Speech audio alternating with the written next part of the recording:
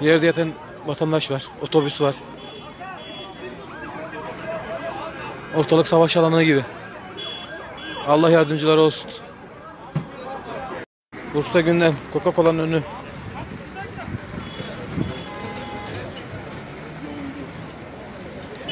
Haritayı nerede?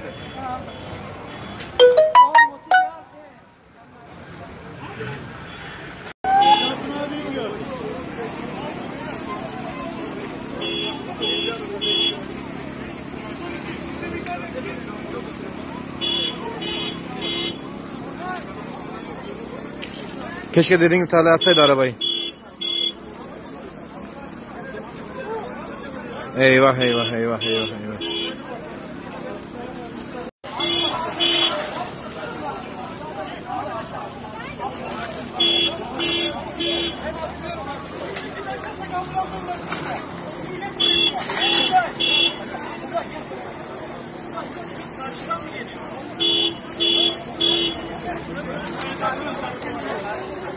Ortalık savaş alanı.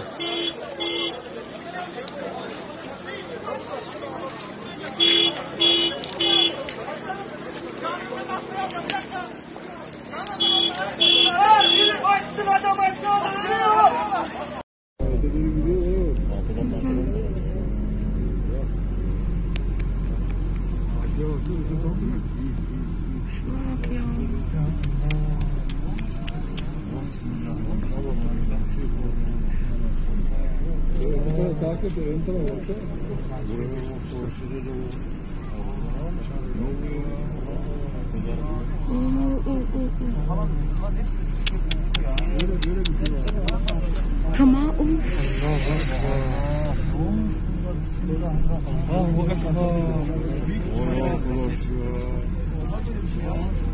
Ya Allah. Adam içerideymiş ya.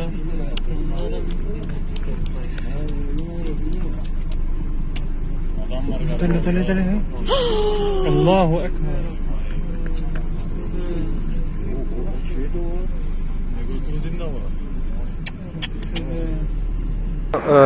Şu anda İnegöl Ankara yolu yani Kestel çıkışında resmen bütün araçlar durmuş şekilde. Kaza var diye bekleniyor. Bursa gündem. Şu anda bütün araç sahipleri araçlarından inmiş.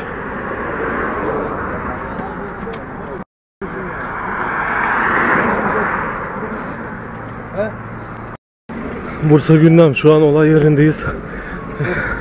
Can pazarına dönmüş. Burası resmen.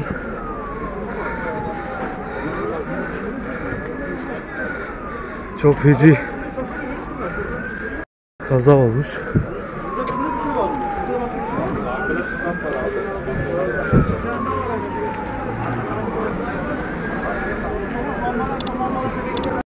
Burası resmen